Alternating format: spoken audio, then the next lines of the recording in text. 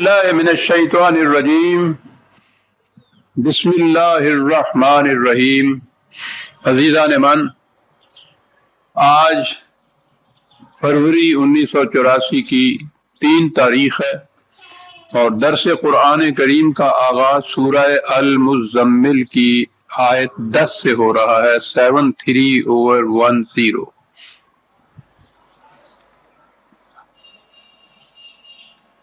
اس سورت کا پس منظر اور سابقہ آیات کی تفسیر گزشتہ 2 درسوں میں غالباً سامنے آ چکی۔ میں نے بتایا تھا کہ اب وہ مقام آ گیا ہے کہ جہاں وہ کشمکش جو گزشتہ اتنے سالوں سے حق اور باطل میں نبی اکرم صلی اللہ علیہ وسلم اور مخالفین میں آہستہ آہستہ چلی آ رہی تھی، اب وہ اپنے آخری مراحل میں پہنچ گئی اور یہ کشمکش تصادم کی شکل اختیار کر گئی، نکھر کر کھل کر سامنے آ گئے۔ اور یہ جو آخری پاروں کی یہ صورتیں ہیں، ان میں انہی واقعات کے متعلق کچھ تفصیل بیان کی گئی ہے۔ تو سابقہ درسوں میں پہلی آیات میں نے یہ عرض کیا تھا، کہا یہ گیا، یعنی اس کا پس منظر کچھ یوں ہے کہ اب یہ اتنا مصروفیت کا دور آ گیا کہ قرآن نے کہا کہ رسول اللہ صلی اللہ علیہ وسلم سے کہا کہ رات کے حصے میں ٹھیک ہے، اس پروگرام کا تقاضا ہے کہ اس کے لیے رات کو بھی جاگا جائے، لیکن اتنا زیادہ نہ اس میں کیجیے۔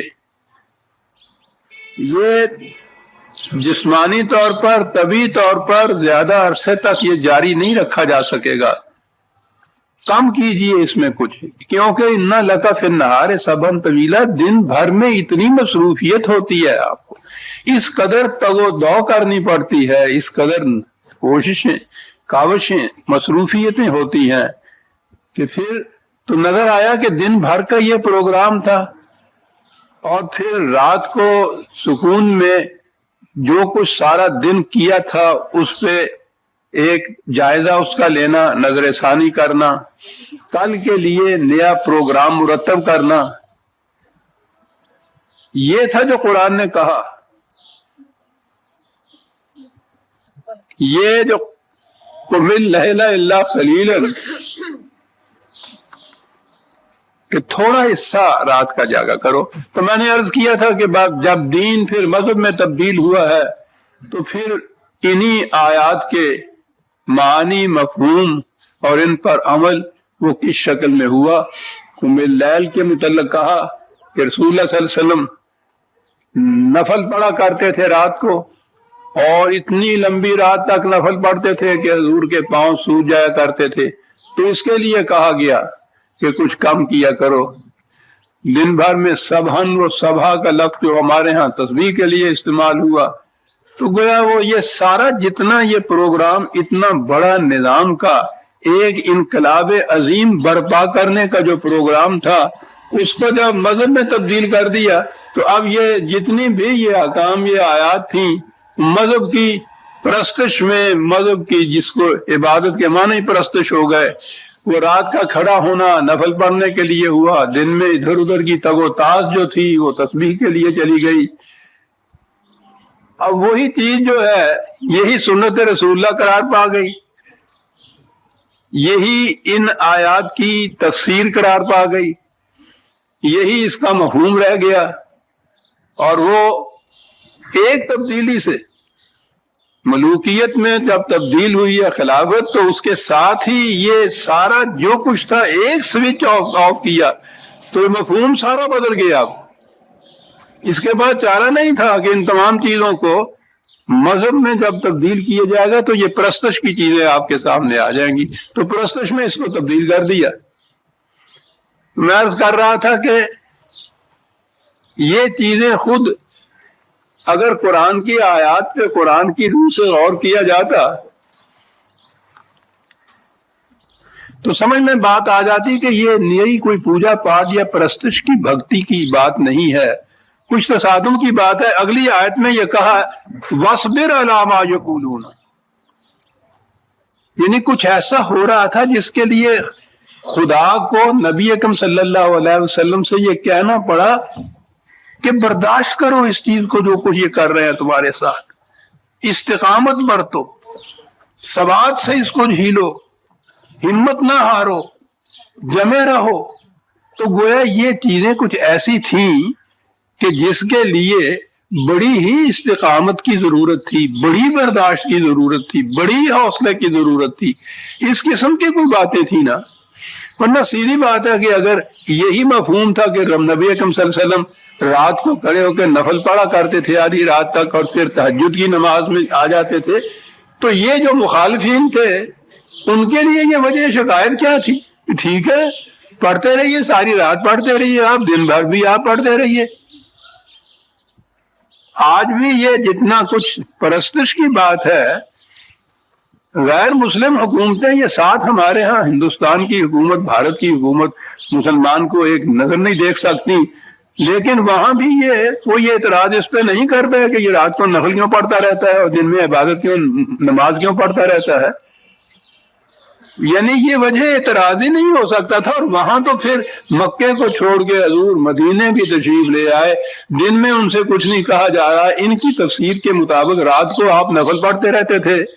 تو یہ کون سی ایسی بات تھی کہ جس کے بعد یہ کہنا پڑا کہ وَاصْبِرْ عَلَىٰ مَا يَقُولُونَ.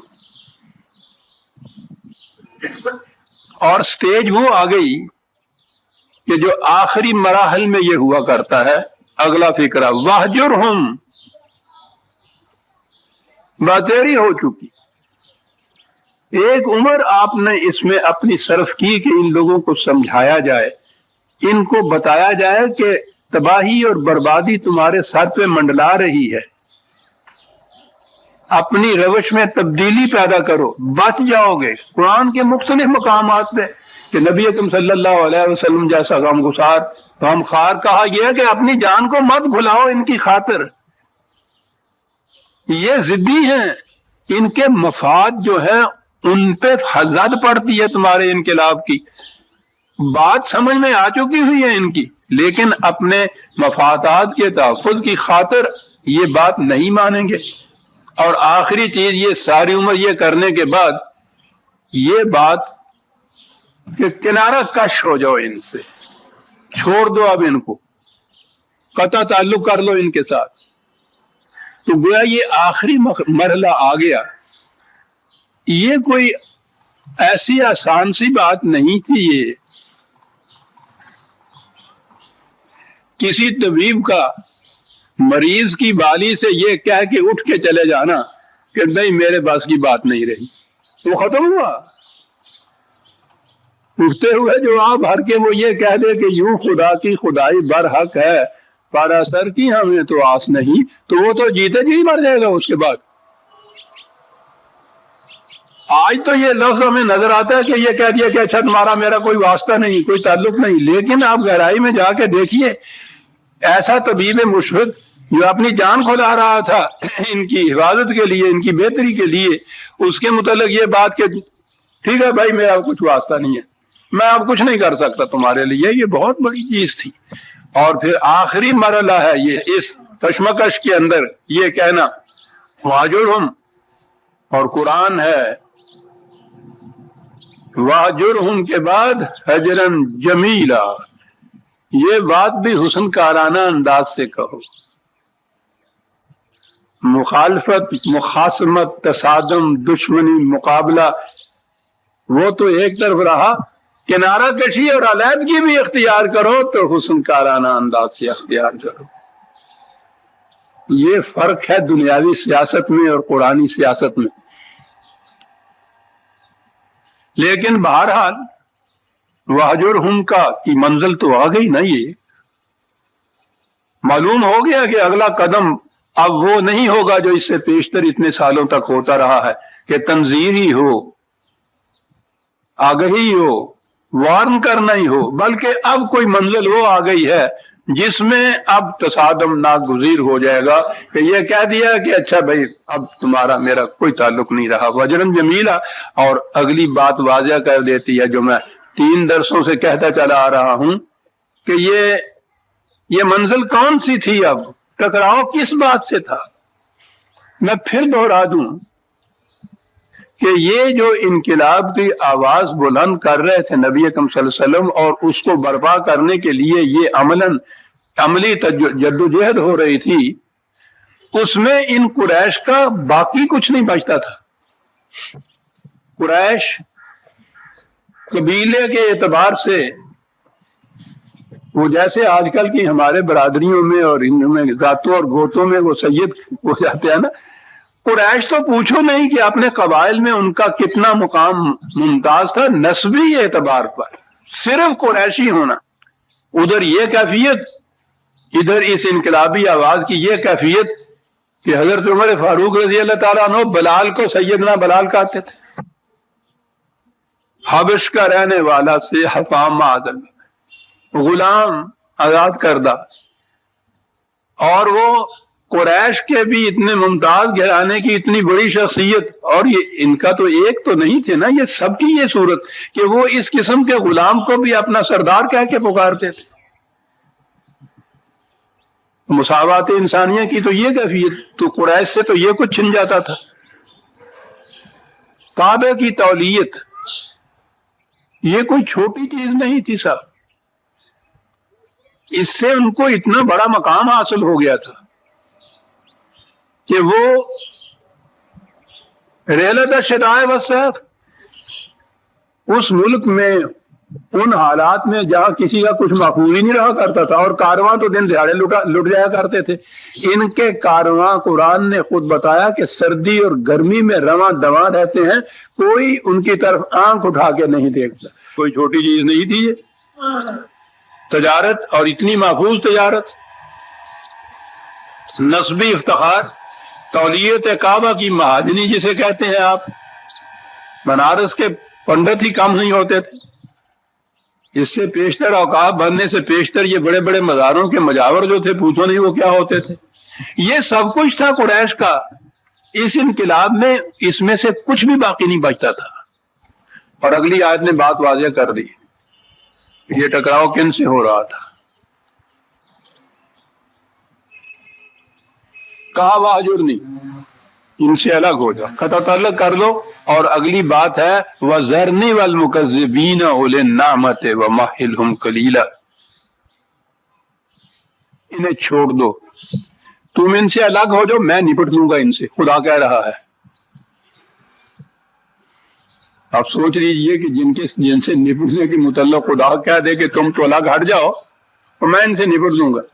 میں نے کہا تھا اس ہاتھ میں ساری بات واضح ہوگی کہ یہ کون تھے. مکذبین پہلے تو یہ کہا، بات پہ یہ کہنے والے کہ یہ بالکل جھوٹ کہتا ہے کہ ہمارے نظام میں تباہی آ جائے گی، بربادی آ جائے گی خدا کی طرف سے. میں یہ بالکل غلط ہے، یہ جھوٹ ہے. کون تھے یہ کہنے والے؟ ایک لفظ میں قرآن نے بتا دیا تصادم کی ہو کیا رہا تھا. اولے نام آتے، سرمایہ دار.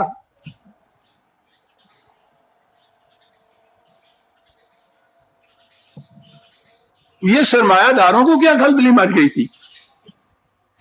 پھر رات بھر نفل پڑھتے رہیے، دن بھر تسبیح پھیرتے رہیے، تو انہیں کیا اس سے تھا؟ اولن نامہ ہے، ان کے ساتھ ٹکراؤ ہو رہا ہے. اور پھر یہ جو قریش کے اولن نامہ تھے ان میں تو سب چیز آ گئی نا، نسبی تفاخر کی بنا پر، تولیت کعبہ کی بنا پر، تجارت کے محفوظ ہونے کی بنا پر. یہ ساری ان کو جو نوما حاصل تھی وہ ان کی ان نسبتوں کی وجہ سے حاصل تھی. ان کے ساتھ ٹکراؤ ہو رہا تھا. یہ جو قرآن نے ایک لفظ میں کہہ دیا کہ آپ تو الگ ہٹ جائیے اور میں نپٹ لوں گا، چھوڑ دیجئے مجھے اور انہیں تنہا ذرا چھوڑ دیجئے اس میدان کے اندر، میں دیکھ لوں گا خود ان سے، آپ الگ ہٹ جائیے. کون ہے یہ؟ سرمایہ دار طبقہ. یہ تھا تصادم مزیدہ نعمان، یہ تھا ٹکراؤ. وہی نظام سرمایہ داری جو ملوکیت کے زمانے میں آپ کے ہاں عین دین بن گئی. آج بھی سب سے بڑے مفسر ہمارے ہاں کے جو اقامت دین کے دائی وہ یہ کہہ رہے ہیں کہ اسلام نے اس پہ کوئی پابندی نہیں لگائی، بے حد و نہایت قسم کی دولت جمع کرو، سامان اکٹھا کرو، جتنا کچھ جی چاہے اکٹھا کر دیا جا رہا، اس میں کوئی تھوڑی سی خیرات کے طور کے اوپر 2.5% دے دیا کرو۔ علم نامہ تھے یہ، جن کے ساتھ ٹکراؤ تھا یہ، اور پھر یہ مقام کہ آپ الگ ہو جائیے، مجھے اور انہیں ذرا چھوڑ دیجئے، دیکھ لوں میں اس میدان کے اندر کیا مقابلہ یہ کرتے ہیں علم نامہ کو۔ وَمَهِّلْهُمْ قَلِيلًا، لیکن تھوڑی سی مہلت۔ قرآن کا نظام قانون مکافات جو ہے، اس میں ایک چیز بار بار قرآن نے گنائی ہے کہ یہ خدا کی رحمت ہے کہ وہ فوری گرفت نہیں کرتا۔ ایسے وقت میں بھی جب کہا کہ الگ ہو جائیے اور ملیے اور انہیں چھوڑ دیجئے، پھر بھی ان سے کہا کہ تھوڑا وقت اور انتظار کر لو۔ یہ آخری اعلان جو ہم نے کیا ہے تمہارے خلاف، اس سے ہی کم از کم شاید تمہارے ہوش ٹھکانے ہو جائیں۔ کہا کہ تھوڑا سا وقت، لیکن اگر اس پہ بھی یہ بات نہ آئے تو کہا یہ بات نہیں کہ ہم نے اس دوران میں کہیں سے کوئی اسلحہ منگانا ہے، کہیں سے کوئی فوج اور اکٹھی کرنی ہے۔ انا لدینا انکالم و جہیمن، ہمارے پاس تو موجود ہے انکال، ہتھکڑیاں، بیڑیاں جن کو کہتے ہیں، روک دینے۔ اور پھر یہاں لفظ جہیم قرآن لے آیا ہے، جہنم بھی نہیں لایا ہے۔ اعجاز ہے قرآن کا، ایک ایک لفظ پہ کھڑے ہونا پڑتا ہے۔ جہیم وہ چیز ہوتی ہے جہاں کوئی رک جائے، کسی چیز ترقی بند ہو جائے، رفتار ختم ہو جائے، روک دیا جائے، رک جانا، روک دیے جائیں گے۔ یہ انکال ہی پہلی چیز کام نہیں تھی، ہتھکڑیاں اور بیڑیاں جو ہیں، اور اس کے بعد جہیم ہے یہ کہ روک دیے جائیں گے، یہ آگے نہیں بڑھ سکیں گے۔ بڑی چیز ہے سرکشوں کو روک دینا، ہتھکڑیاں اور بیڑیاں روک دینا۔ یہ نظر آ رہا ہے کہ آنے والے جو جنگ تھے، یہ ان کے ہی عواقب کا ذکر ہو رہا ہے، جنگی قیدیوں کی طرح۔ اور پھر جس انداز سے یہ قریش آئے ہیں جنگی فتح مکہ کے وقت میں، وہ تو عبرت اور موعظت کی ہزار داستانیں اپنے اندر رکھتا ہے۔ دنیا کے مورخین جو ہیں انگشت بندندہ رہ جاتے ہیں کہ یہ اتنے بڑے بڑے پہاڑ جو تھے، ان کی یہ کیفیت ہے کہ وہ ہتھکڑیوں اور بیڑیوں میں بندھے ہوئے سامنے کھڑے ہیں۔ قریش انا لدینا انکالم و جہیمن، کڑیاں اور بیڑیاں ہوں گی، روک دیے جائیں گے، یہ نہیں بڑھنے دیا جائے گا ان کو، اب سرکشیاں ان کی ختم ہو جائیں گی۔ اور اس کے بعد وَطَعَامًا ذَا غُصَّةٍ، کیا بات ایسا ہے، کھانے کو تو بہرحال دیا ہی جائے گا۔ یہ چونکہ علم نامہ تھے نا، بڑے ناز و نعمت والے، بڑی دولت والے، بڑے کیپیٹلسٹ، بڑے بڑے سرمایہ دار، ان کے ہاں تھا تو پوچھو نہیں۔ لفظ کھانا جو ہے اس کے اندر صرف یہ روٹی والی بات ہی نہیں ہوتی، اور وہ چیز جو اس طرح سے پرورش کے لیے ضروری ہوتی ہے، ناز و نعمت میں پلے ہوئے یہ سارے طعامن، کس قسم کی روٹی ملے گی؟ کیا بات ہے، ایک لفظ میں ذا غصۃ، روٹی ملے گی جو حلق میں اٹک جائے، نگلی بھی نہ جائے، اگلی بھی نہ جائے۔ اے دائر لاہوتی، اس رزق سے موت اچھی جس رزق سے آتی ہو پرواز میں کوتاہی، یہ ملے گا، حلق میں اٹک جائے گا، نگل نہیں سکیں گے، اگل نہیں سکیں گے۔ کیا بات ہے صاحب، عذابًا علیما، کتنا دردناک ہوگا، کتنا درد انگیز ہوگا یہ عذاب ان کے اوپر۔ کس دن یہ بات ہوگی؟ یوم ترجف الارض والجبال، یہ اس دور کی بات ہے، اس دن کی بات۔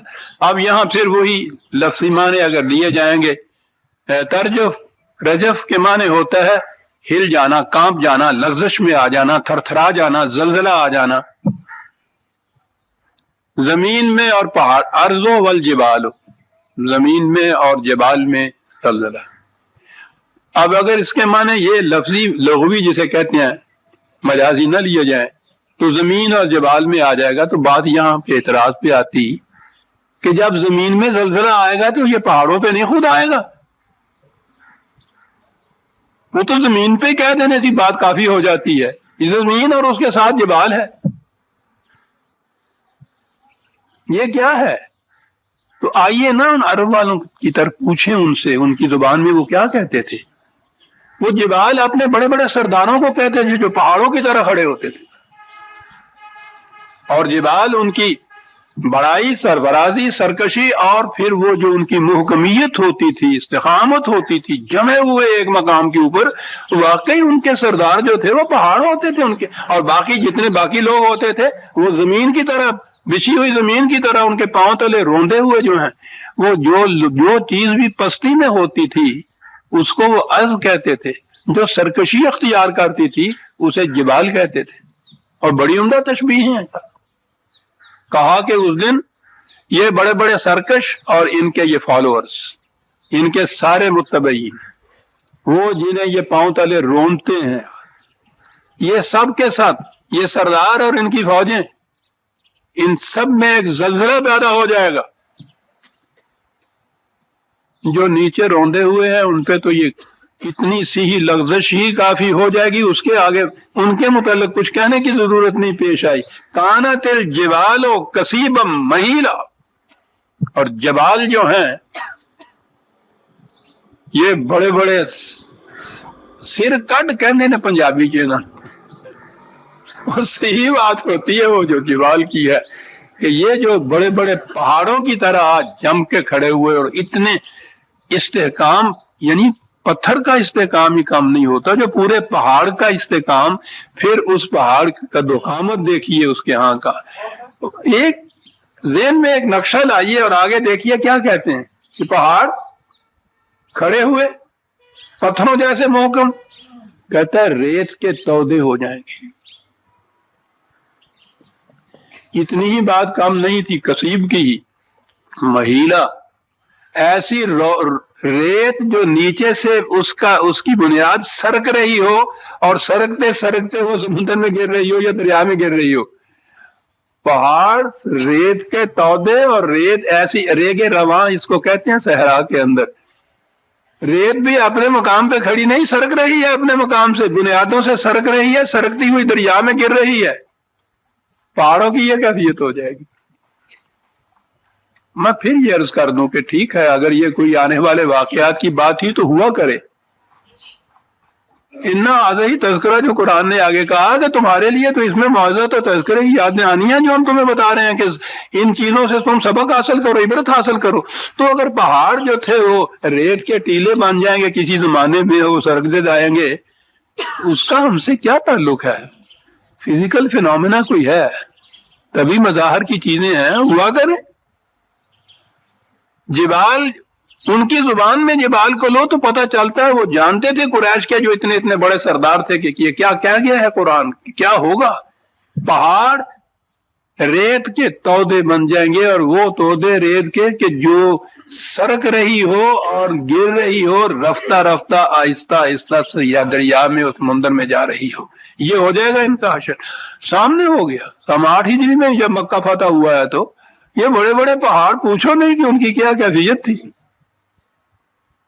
کہا ان سے کہو کہ یہ کچھ ہو جائے گا، اور آگے بات واضح کر دی۔ انا ارسلنا الیکم رسولا شاہدا علیکم کما ارسلنا الی فرعون رسولا، کہا کہ یہ رسول جو تمہاری طرف بھیجا ہوا ہے، پہلے تو رسول تو الیکم ہی ہے، تم سب کی طرف رسول بھیجا ہوا، شاہدا علیکم، اور وہ نگران ہے تمہارے اوپر، دیکھ رہا ہے تم کیا کر رہے ہو۔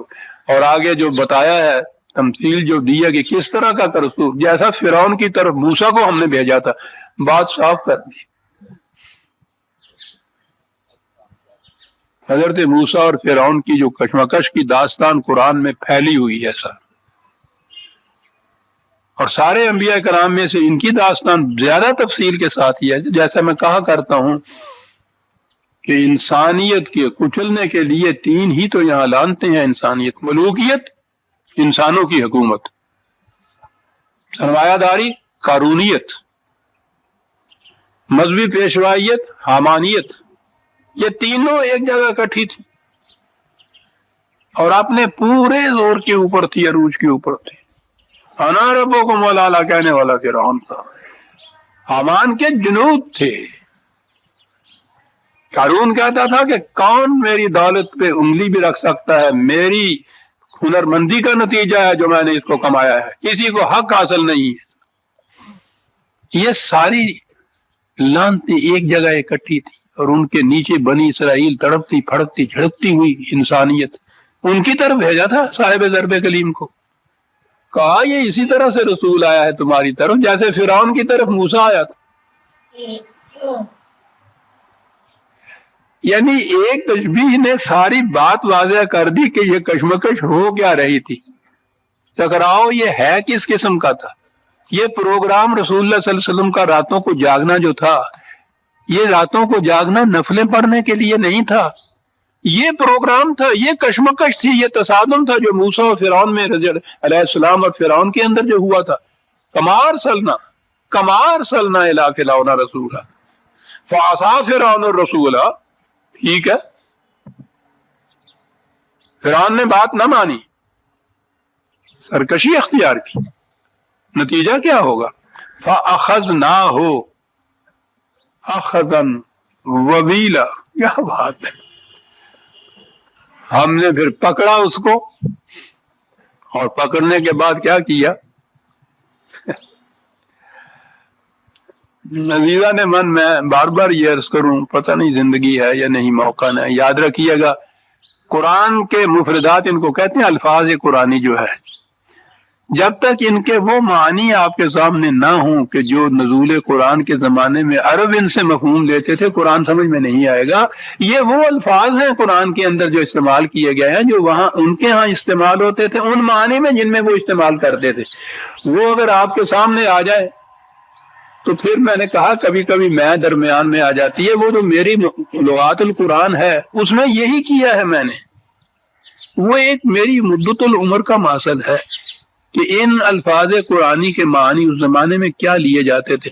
وہ دوستوں نے یہ کہا ہے جنہوں نے اس کا مطالعہ کیا تھا کہ اگر گہری نظر سے لغات القرآن کا مطالعہ کر لیا جائے تو قرآن سمجھ میں آ جاتا ہے. وہ سمجھیے تو یہی بات ہے کہ یہ الفاظ ہی تمہیں لسان عربی مبین میں نازل کیا ہے. یہ پتہ چل جائے کہ وہ عربی مبین کیا تھی اس زمانے کی. یہ اگر معنی آ جائیں آپ کے سامنے تو پھر کنسٹرکشن جسے کہتے ہیں نا، وہی باقی رہ جاتی ہے کہ کس ترکیب سے یہ چیز آئی ہے. میں جس زمانے میں لغات مرتب کرتا تھا ایسا ہوتا تھا کہ وہ الفاظ وہ معنی آتے تھے میرے سامنے اور زبان اپنی اس کی متحمل نہیں ہوتی تھی کہ اس کو واضح کیا جائے. تو عجیب قسم کی ایک کیفیت پیدا ہوتی تھی میرے اندر. ادھر سے وہ عربی زبان کی چیز سامنے آتی تھی اور دوسری طرف خواہ اس کے لیے کہہ دیجیے کہ میری مادری زبان سے پنجابی کی چیز سامنے آ جاتی تھی. اس میں تو مفہوم واضح ہو جاتا تھا، لیکن میں اس میں تو وہ پنجابی لا نہیں سکتا تھا. ان لوگوں کے نزدیک تو یہ علمی زبان نہیں ہے، لیکن بات سمجھ میں اسی سے آتی تھی. اب میں اس کی مثال دیتا ہوں. اخذم وبیلا، پکڑا ہم نے ایسا، اور پھر کیا کیا.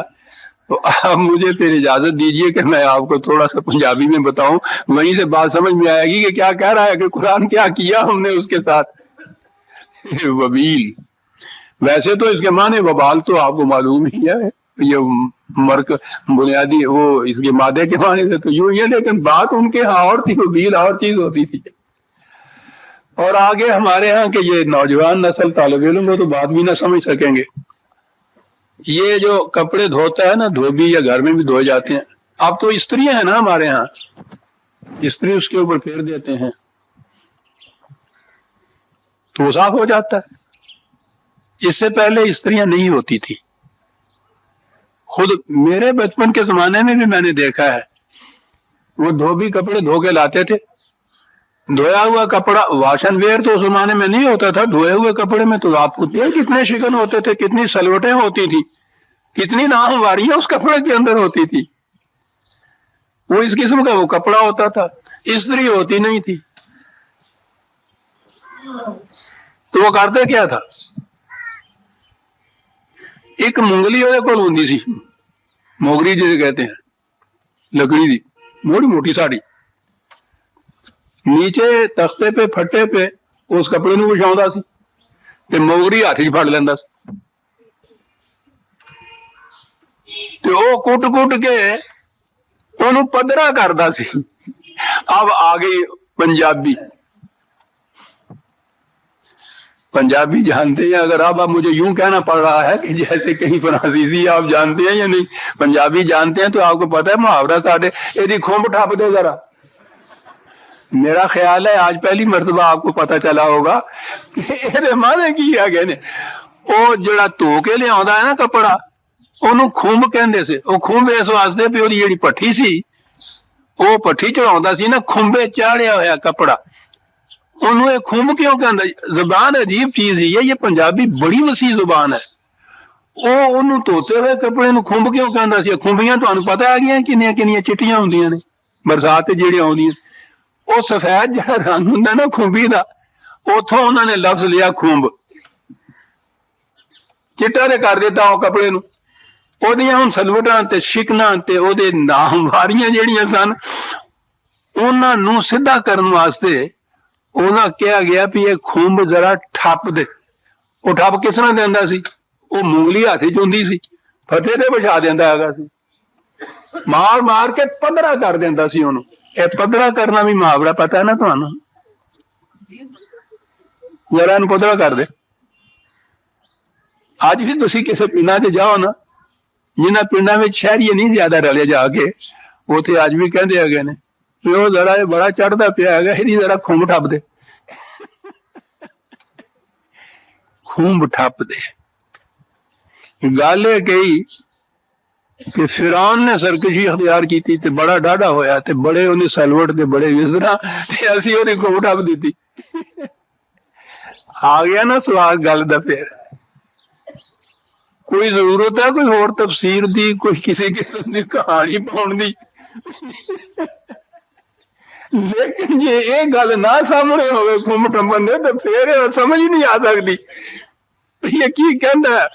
فاخذناہ اخذا وبیلا، پھڑیا انہوں تے پھڑ کے ہو دی جی کھمب ٹپ دیتی. بیٹیو میری بیٹی، میں نے کہا تھا نا کہ اگلی نسل کو یہ بھی سمجھ میں نہیں آتی آئے گی کہ میں یہ پنجابی کیا. بیٹی میں نے ابھی کہا ہے کھمبی، اب پتا کھمبی کی ہوتی؟ وہ بھی نہیں پتا. پتا پرویز کے نو کہنے کہا وہ بھی نہیں پتا. یہ برسات میں بیٹا یہ جو مشروم، ہاں یہ زبان سمجھیں گے. یہ وہ جو مشروم ہوتی ہے نا کھمبیاں، انہوں کھمبیاں کہتے ہیں. للی کو کہتے ہیں نا ہی از پینٹنگ للی وائٹ، یعنی وہ اتنی سفید ہوتی ہے، سفید ہوتی ہے. تو ہمارے ہاں پنجابی میں جو سب سے زیادہ سفید چیز ہے نا وہ کھمبی ہوتی تھی، بالکل سفید. کھمبی وانگو کسی چیز نو کر دینا. دھوبی کپڑے جو لے جاتا تھا دھونے کے بعد سکھانے کے بعد وہ اس کو کھمبی وانگو سفید کر دے اندر. یہ ہو گئی ایتھوں لفظ آیا کھمب. وہ سفید کرنے کے لیے بھٹی پہ جو چڑھاتا تھا تو وہ کہندے سی یہ کھمب چاڑ دیتی ہے انہیں. وہ سفید کپڑے دھونے کے بعد سکھانے کے بعد ایک کپڑے کھمب کہلانے سن. اب اس کھمب میں سفید تو یہ ہو گئے، اب جو سلوٹیں ہیں، شیکن ہیں، نامواریاں ہیں، ان کو دور کرنے کے لیے آج تو آپ آئرن کر دیتی ہیں نا اس کے اوپر. تو ان کے پاس آئرن نہیں، ان کے پاس وہ موگری ہوتی تھی. اس موگری سے وہ اس کو کوٹتا تھا، کوٹ کوٹ کے اس کی سلوٹیں ٹھیک کرتا تھا. جیسے ہر فرعون کی سلوٹ ٹھیک اسی طرح سے کی جاتی ہے. مونگری نہ ہوئے آسان نہ ہو تو کلیمی ہے کار بے بنیاد. مونگری ہاتھ چ نہ ہوئے تو پھر کھمب نہیں ٹھپی جاتی کسی دی.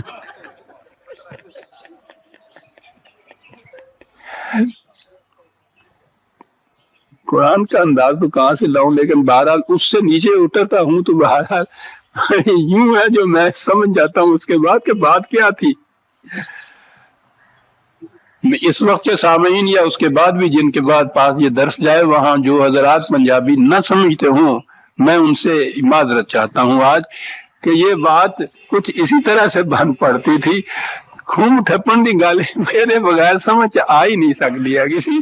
فرعون پہلی فاسا فرعون پہلی بات تو یہ کہ بڑا سر کٹیا ہوا سی انہیں، سلوٹاں، شکنے، نامواریاں، سرکشیاں، اتنی چیزیں اس میں آ گئیں ایک وبیل کا لفظ کہنے سے. یہ سارا کچھ جو تھا ہنسیوں میں بدلا کر دیتا جناب. کہا کہ ان کو سنا دو. تو جو جانتے تھے کہ وبیل کیا ہوتی ہے اور کس طرح سے پھر سلوٹیں دور کی جاتی ہیں وہ سمجھ گئے تھے. پھر اس کے بعد اسی لیے فتح مکہ میں سامنے آنے کے بعد انہوں نے آپ نے پوچھا تھا کہ تمہارے ساتھ اب کیا کیا جائے, تو انہوں نے کہا کہ جو ایک شریف بھائی دوسرے بھائیوں کے ساتھ کیا کرتا ہے. کیا بات تھی ان قریش کی بھی, رحم نہیں مانگا, بڑے سر کٹوا کیا ہو ایسا چلا, معافی نہیں مانگی, شریف بھائی کہہ دیا. اور بھائی کو بھی جب شرافت کے ساتھ متمسک کیا تو پھر اس نے وہ شرافت کا ثبوت دیا کہ دنیا میں ضرب المثل بن گئی. لا تثریب علیکم اليوم, جاؤ کھول دو ان کی بیڑیاں اور ہتھکڑیاں. شریف بھائی کا سلوک مانگتے ہیں, یہ ہے سلوک شریف بھائی کا. اب وہ اخذ وبیل نہیں ہوا, فرعون نے یہ نہیں کیا تھا جن کے ساتھ یہ صورت ہوا. اخذ وبیل فکیف تتقون ان کفرتم یوما یجعل الولدان شیبا للسماء منفطر بہ. کہا کہ ان سے کہو کہ اب بھی نہیں تمہیں خوف آتا اس دن سے, اس دن کی سختی بچوں کو بوڑھا کر دے گی. محاورہ ہوتا ہے ایسا, وال سفید ہو گئے میرے, یہ جو اب بھی ہم کہتے ہیں ایسا, اتنا غم پڑیا. کیا ہوا تمہیں یہ بال سفید ہو گئے؟ یہ جوان بیٹے کی موت نے ایک دن میں بال سفید کر دیے. جس دن بچے بوڑھے ہو جائیں گے آسمان پھٹ پڑے گا ان کے اوپر. اور کہا کہ ان سے کہو کہ یہ دھمکی نہیں ہے, کانا وعدہ مفعولا, جو کہا جا رہا ہے یہ ہو کر رہے گا. عزیزان من, یہ تھے وہ تصادمات کی منزلیں جس میں وہ راتوں کو جاگنا ہوتا تھا اور دنوں کو سرگرم عمل رہنا ہوتا تھا, نفل پڑھنے کی بات نہیں تھی. اور پھر یہ کہنے کے بعد ہمیں مخاطب کیا جا رہا ہے, انہیں مخاطب کیا جا رہا ہے, ان ھذا تذکرۃ, تو یہ ایک یاد دہانی ہے تمہارے لیے. تو سوچ لو کہ اس قسم کی روش زندگی کا نتیجہ کیا ہوا کرتا ہے. تاریخ سے پوچھنا ہے تو فرعون سے پوچھو, سامنے ہے تو ان قریش سے پوچھو, بعد میں آنے والوں اس تاریخ کے اوراق سے پوچھو. ان ھذا تذکرہ فمن شاء اتخذ الی ربہ سبیلا. ہم تو مجبور کسی کو نہیں کرتے, بات سمجھا دیتے ہیں, بتا دیتے ہیں, یاد دہانی کرا دیتے ہیں کہ سوچ لو یہ ہوا کرتا ہے. اس کے بعد تمہاری مرضی ہے, جس کا جی چاہے صحیح راستہ اختیار کر دے, جس کا جی چاہے غلط راستے کے اوپر چلا جائے. ہوگا یہ جو ہم کہہ رہے ہیں, کانا وعدہ مفعولا, ہوگا یہ اسی طرح. نہ فرعون پہ بات بس ہو گئی, نہ قریش پہ معاملہ ختم ہو گیا. یہ تو خدا کے قوانین ابدی ازلی قیامت تک کے لیے جب تک انسان موجود ہے, ہر دور میں یہی ہوگا. ہر دور میں جب فرعون سرکشی اختیار کرے گا, جنہ کپڑے کی بھی شکنا ہون گیاں انہوں نے پھر پدرا کیتا جائے گا. جناب کانا وعدہ مفعولا, قیامت تک کے لیے ہے یہ وعدے خدا کے جو کہا گیا. قانون کہتے ہی اس کو ہیں, وہ جو آپ کو معلوم ہے ڈیفینیشن, if then ever, یہ کرو گے تو یہ ہوگا اور ہمیشہ ہوگا. اس لیے ہے کانا وعدہ مفعولا. ان ربک یعلم, اب آئی بات پھر وہی پہلی جو راتوں کو کھڑے ہونے والی بات. ان ربک یعلم انک تقوم ادنی من ثلثی اللیل ونصفہ وثلثہ وطائفۃ من الذین معک واللہ یقدر اللیل والنہار. کہا یہ تمہارا رب دیکھ رہا ہے تم کہ یہ راتوں کو ایک تہائی رات بھی, کبھی اس کا نصف, کبھی اس کی تہائی, کبھی کم ضرورت کے لحاظ سے, اس طرح سے راتوں کو تم. تو کوما کے معنی یہ کھڑا رہنا ہی نہیں ہوتا, اس کے معنی مصروف رہنا ہوتا ہے کسی کام کے اندر, سرگرم عمل رہنا ہوتا ہے کسی کام میں. یہ دیکھ رہے ہیں ہم کہ راتوں کا کتنا بڑا حصہ, کبھی اتنا کبھی اتنا, اتنا کچھ کرتے ہو. اور تمہارے ساتھ تمہارے ساتھی بھی تو اب نظر آ گیا کہ یہ کوئی اکیلی بات تھی نہیں. حضور تو یہ ساری رات نفل پڑھتے رہتے تھے, یہ باقی ساتھی وہاں بیٹھے ہوئے پھر آپ دیکھا کرتے تھے کہ حضور نفل پڑھ رہے ہیں, یہ بھی ساتھ ہیں. واللہ یقدر اللیل والنہار، رات اور دن ہم نے اسی لیے مقدر کیا ہوا. قرآن نے کہا ہے نا کہ رات کا سکن لہم، یہ سکون کے لیے ہوتی ہے. یہ جتنی بھی زیادہ تکان و ماندگی دن میں ہوتی ہے وہ ریکوو کر دیتی ہے رات کو. اس کے لیے نیند اس لیے ضروری ہے کہ دوسرے دن کے لیے تیار ہو جاتا ہے انسان. کہا اس کے لیے ہم نے دن اور رات اس لیے مقدر کر دیے ہوئے ہیں. اور تمہارے ساتھ ایک جماعت تمہاری بھی ایسی ہے. والذین معہ، تو پھر پوچھو نہیں ان کے مقام کیا تھے. محمد رسول اللہ والذین معہ اشداء علی معہ، ماں کا واللہ یقدر اللیل والنہار علم ان لن تحصوہ. اب پوری جماعت کے متعلق یہ کہا جا رہا ہے، جمع کا صیغہ ہے. ہم جانتے ہیں کہ ہمیشہ کے لیے مستقل طور پر تم نبھا نہیں سکو گے اس کو، بیمار ہو جاؤ گے. فتاب علیکم، اس لیے خدا بھی تمہیں اس چیز کے لیے کچھ گنجائش دیتا ہے، رعایت برتتا ہے جیسے کہا جاتا ہے. یوں اس طرح سے مبالغے میں آ کے ایک ہی دم یہ کچھ نہ کرو گے تھک جاؤ گے. بڑی چیز ہے، آخر تک نہیں نبھا سکو گے. آہستہ آہستہ کرو. کیا کرو؟ فَقْرَؤُوا مَا تَيَسَّرَ مِنَ الْقُرْآنِ، مَا تَيَسَّرَ مِنَ الْقُرْآنِ.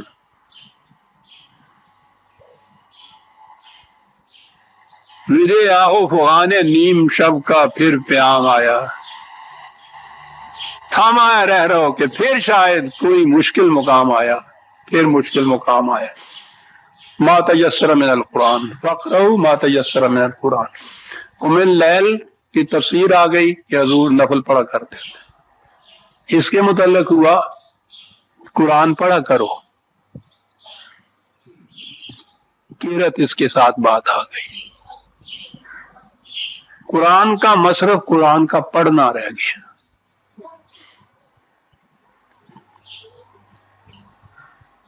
ایک چیز تو تلاوت ہوتی ہے، تلاوت قرآن کریم، وہ تو آج کل ویسے ہی عام ہو رہی ہے. جو جلسہ ہونا ہوتا ہے اور اس سے پہلے تلاوت قرآن کریم.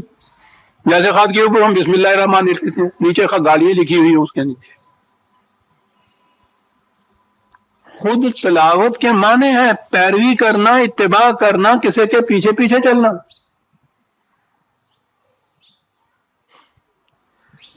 یہ تو اسی لیے ہے ضابطہ ہدایت. کتاب کہا ہی ضابطہ قوانین کو ہے، پڑھا جائے تاکہ سمجھا جائے. پہلی بنیادی شرط تو یہ ہے، لیکن یہ مقصود بھی ذات نہیں ہے کسی کتاب کا سمجھ لینا.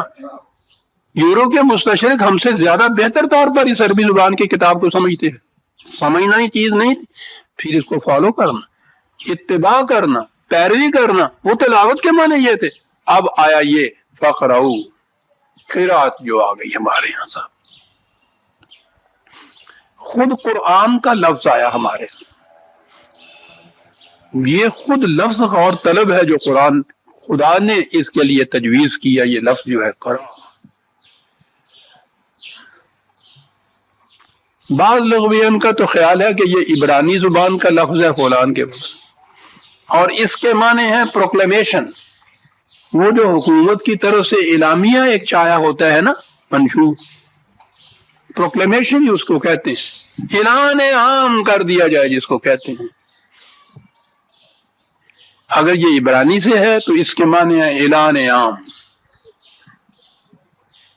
اقرا باسم ربک، اٹھ اعلان کر کے ساری دنیا کے اندر کہ ربوبیت عظمیٰ جو ہے خدا کے ہاتھ میں. اقرا ہو، بلند کر. یہ نہیں کہ لوگ پڑھ قرآن کو، اقرا بڑی چیز. اگر عربی زبان کے اعتبار سے اس کو لیا جائے گا تو اس کا جو مادہ ہے خاف رے اور حمزہ کرا. کیا بات ہے جی، اس قوم کی کیا زبان انہوں نے بنا رکھی تھا. اس کے معنی ایک تو ہوتے ہیں کسی چیز کو جمع کرنا، اکٹھا کرنا. لیکن میں نے عرض کیا نا کہ اس قوم کی ذہن کی باریکیوں کی طرف جائیے. جمع کرنا، محفوظ رکھنا، دونوں اس کے اندر آ جاتے تھے. لیکن ایک چیز جمع کر کے اکٹھی، کچھ روپیہ، 100 روپیہ، 1000 روپیہ آپ نے جمع بھی کیا، اکٹھا بھی کیا، محفوظ رکھا آپ نے اپنی تجوری میں یا الماری کے اندر رکھ دیا. اب وہ رکھا ہوا ہے. महीना 2 महीने नहीं, 7 और साल नहीं, जितना अरसा जी चाहे रखा रखे, वो 100 का 100 ही रहेगा, महफूज तो रहेगा, उसमें नशोनुमा नहीं होगी। अरब इसके लिए एक बात उन्होंने की थी, ये जो करा का लफ्ज था, जमा करना, महफूज रखना, किस अंदाज से? जैसे औरत के रहम में नुत्फा महफूज और जमा होता है, वो महफूज भी वहां होता है और नशो नुमा पाके बच्चा बन जाता है। इस किस्म की जो हिफाजत होती थी किसी शय की, कि वो महफूज, पहले तो वो जमा की जाए।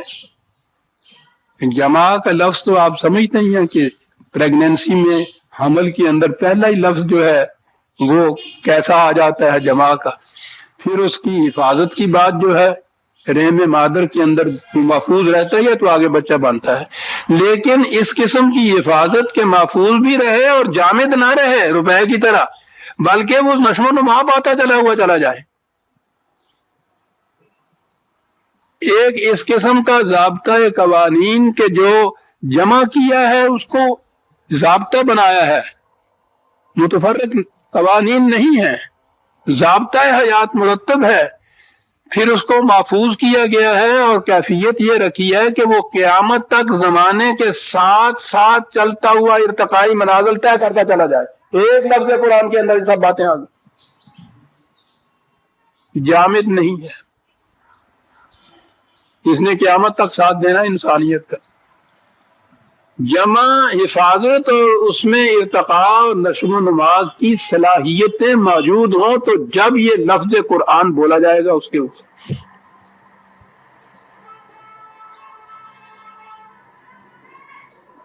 ये था क़िराअत कुरान। कुरान को इस तरह से, ठीक है पढ़ना तो जरूरी हो गया, इस तरह से समझना, समझने के बाद अमल में लाया जाए तो उससे ज्यादा और बेहतर हिफाजत किसी चीज की नहीं हो सकती, करके दिखा दिया जाए तो। और उसके साथ साथ ये कि जो जमाने के तकाजे बढ़ते हुए चले जाएं, ये उसका साथ देता हुआ चले जाए, इसमें खुद ये नशोनुमा होती चली जाए। और ये जो अमल था जिसमें ऐसा कुछ हो, उसको क़िराअत कहते थे। अब कुमिल लैल जो थी वो तो हो गए नफल, और तहज्जुद वही नाफिलतन लग हो गई तहज्जुद की नमाज, और ये जो फकरा हो ये हो गई क़िराअत।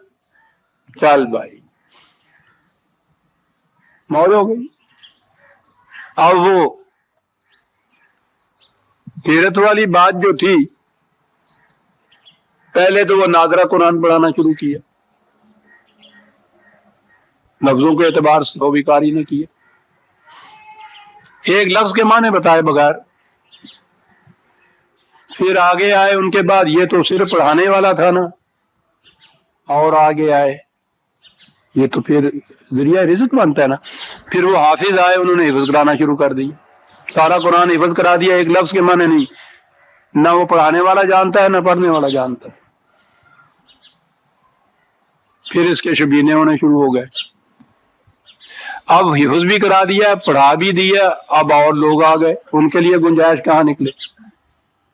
उन्होंने कहा कि क़िराअत एक अलग फन है, इल्म है कुरान का, तजवीज का एक है। इस तरह से ये हर्फ यहां से निकलेगा, ये यहां से निकलेगा, ये यहां से निकलेगा, ये अलग अब कारियों का एक अलग तैसा हुआ, वो ये कुछ बताते हैं सारा। इसमें भी कोई माने की बात नहीं है, अल्फाज ही हैं कुरान के, वैसे के वैसे ही। इसमें कोई नशोनुमा इर्तिका का सवाल ही पैदा नहीं होता, ना फॉलो करना का होता है, ना इत्तिबा का सिर्फ होता है, अल्फाज हैं।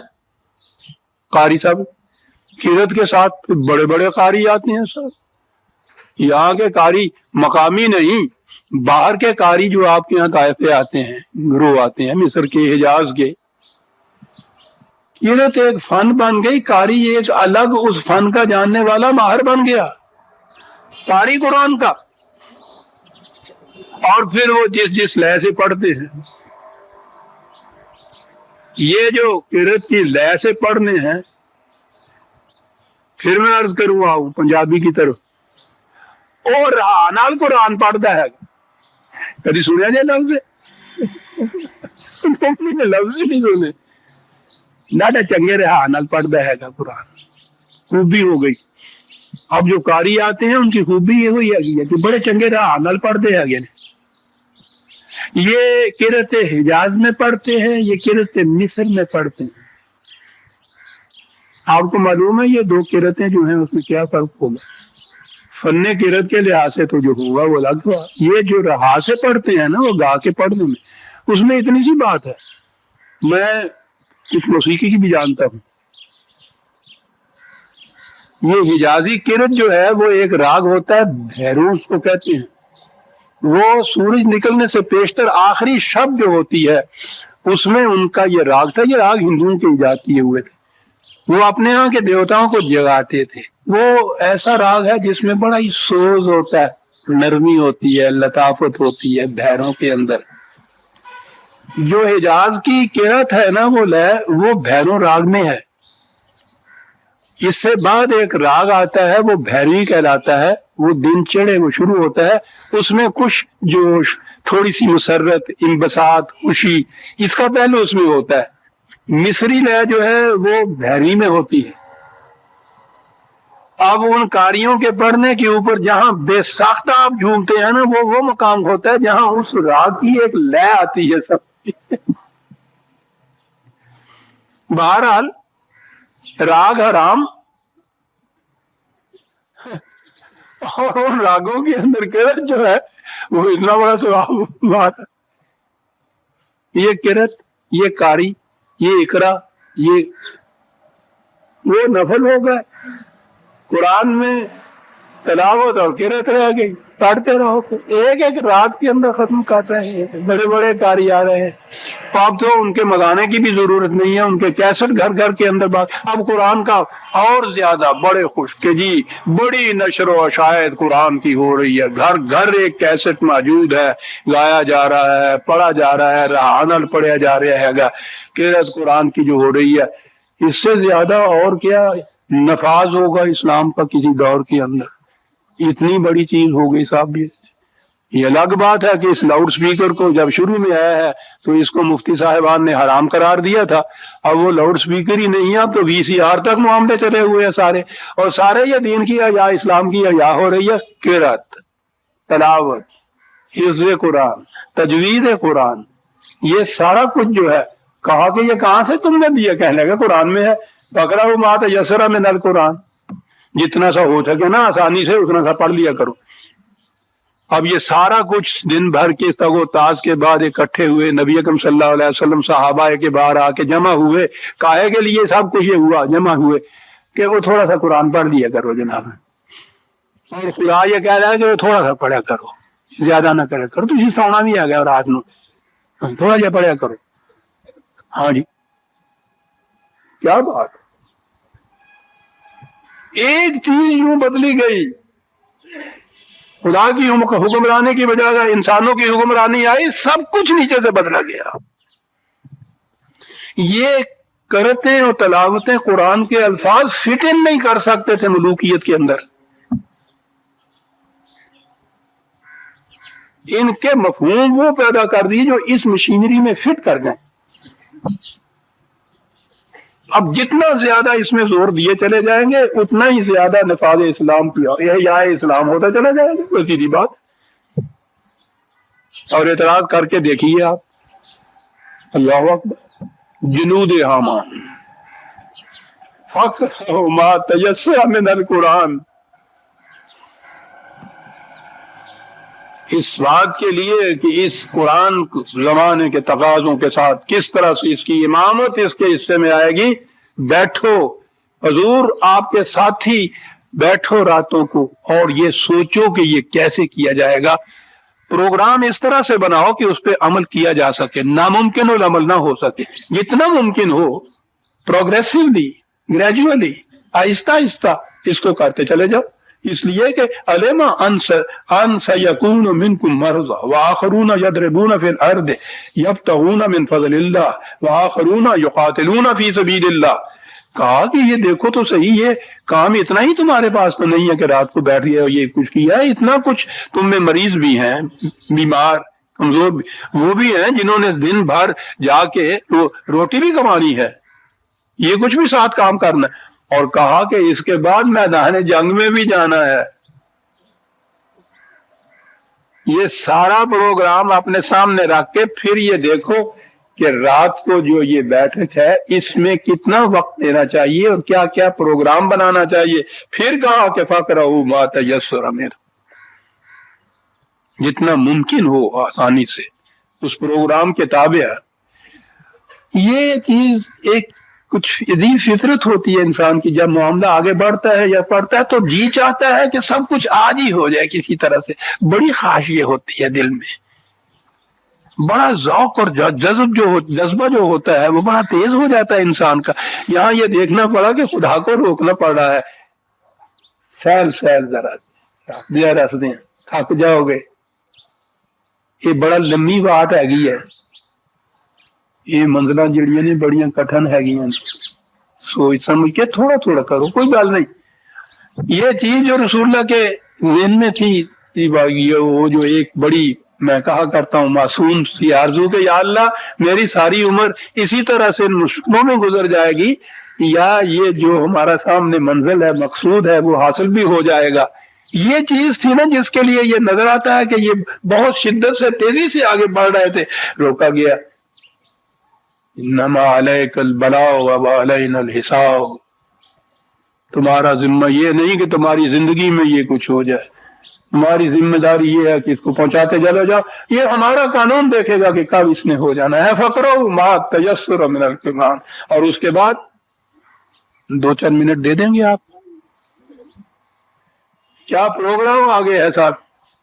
یہ تو ہو گیا رات کو کھڑے ہوئے نفل پڑھیے، فَقْرَؤْا مَا تَيَسَّرَ، قرأت کیجئے، قرآن کی قاری بن جائیے، اس کے بعد اور پھر پروگرام وَأَقِیمُوا الصَّلَاةَ وَآتُوا الزَّکَاةَ، چل بھائی روز یہ لکھا ہوا ہے، نماز قائم کیا کرو، ادھر ادھر یعنی نماز پڑھا کرو، زکوٰۃ دیا کرو، یہ جو آپ کے یہاں بینک میں سود کی رقم ہے اس میں سے کچھ کاٹ کے ادھر الگ کر دیا کرو۔ پروگرام یہ ہوا۔ پھر اس کے بعد یعنی اتنا کو ہم کہ رسول اللہ راتوں کو جاگ رہے ہیں، دن کو سربراہی ہے، صحابہ کی جماعت بیٹھی ہوئی ہے، قرآن کھولے ہوئے ہیں، یہ سب کچھ ہو رہا ہے، کائے کے لیے نماز پڑھا کرو کہ اے زکوٰۃ دیا کرو۔ وَقْرِضِ اللَّهَ قَرْضًا حَسَنًا، خدا کو قرض دیا کرو، قرض حسنہ۔ کیا بات تھی اس حسنہ کی، یہ اتنا وقت شاید نہ دیں شیخ صاحب، مجھ کو 5 منٹ اور چاہیے اگر ہے تو۔ شکریہ آپ کا جناب، آپ کا قرض رہا میرے سر پہ، پر یہ حسنہ نہیں۔ اب تمہیں پتا نا بھی ہوں قرض حسنہ کی ہوندا ہے گا، وہ تو قرض لے آئے گا سی دینا نہیں، کہنا لگا ہس دینا، یہ کہنے نہیں قرض حسنہ دے پہ میرے باقی دے کی قرض حسنہ بیلنس قائم رہے، قرض بھی لکھو۔ عزیزان من، قرآن کے الفاظ میں قرض کیا چیز تھی ان لوگوں کے ہاں۔ یہ جگاری گالے والے جانور آپ نے مواشی دیکھے ہوں گے، کبھی اونٹ دیکھا ہو تو وہ نظر آتا ہے، یہ اتنی جلدی ہوتی ہے کہ یہ کھائے جاتے ہیں، نگلے جاتے ہیں، کھائے نہیں جاتے، نگلے جاتے ہیں، جلدی۔ وہ پیچھے ڈنڈا ہوتا ہے نا ان کے، وہ فرصت نہیں دیتا، نگلے جاتے ہیں۔ جب اطمینان سے پھر بیٹھ جاتے ہیں نا تو آپ کو پتا وہ اتنا بڑا گولا اندر سے اوم کر کے وہ لاتا ہے، اور پھر لا کے منہ میں رکھ کے بڑے مزے میں سر ہلا کے تو وہ اس کو پیستا رہتا ہے آہستہ آہستہ۔ یہ جو چیز ہے نا کہ دی جائے تو وہ اس طرح سے، اور وہ واپس ملے تو ایسے کہ وہ جسم کا ایک حصہ بن جائے نشو و نما کے لیے، اسے قرض کہتے ہیں صاحب۔ دیا تو تم نے یوں تھا، وہ اس قسم کا ہی جیسے وہ ناخوردہ سا، جیسے وہ چارہ تھا۔ تو یہ نظام خداوندی جو ہے اس کو پھر اس طرح سے وہ پیستا ہے کہ وہ معاشرے کی نشو و نما کا ایک حصہ بن جاتا ہے۔ یہ پروسیس جو ہے اس قسم کا اسے قرض حسنہ کہتے ہیں۔ ہم کھا نہیں جائیں گے، واپس لوٹائیں گے تمہیں اس طرح سے جیسے کہ وہ چارہ واپس لوٹتا ہے اونٹ کے منہ میں اور وہ پھر جگالی کر کے اس کو پھر اپنی نشو و نما کا حصہ بنا لیتا ہے، ایسے یہ کرو۔ وما تقدموا لانفسکم من خیر تجدوہ عند اللہ ہوا خیر واعظم اجر، اور جو کچھ بھی یہ سب کچھ کرنے کے بعد کہا ما تقدموا لانفسکم، اور یہ سارا کچھ جو کچھ ہے ہم اپنے لیے نہیں کہتے، یہ تو تمہارے اپنے ہی لیے ہے۔ سوچ لو اپنے لیے تم نے پہلے سے کیا بھیجنا ہے، آگے منزل پہ پہنچ کے تھکے ہوئے ہوگے، وہاں کچھ انتظام کرنا ہوگا نا، بس یہ وہ ہے کہ وہاں پہنچے اور یہ سارا کچھ تمہیں ملے جائے گا، اجر عظیم ملے گا، خیر واعظم اجرا۔ واستغفر اللہ، بڑی چیز یہ، ہر قسم کی خطروں سے اندیشوں سے حفاظت ملے گی۔ ان اللہ غفور رحیم، حفاظت ہی نہیں سامان نشو و نما بھی ملے گا۔ سورہ المزمل کا پروگرام یہاں ختم ہوتا ہے عزیزان ایمان۔ ربنا تقبل منا انک انت السمیع العلیم، اور اس کے بعد آ جاتی ہے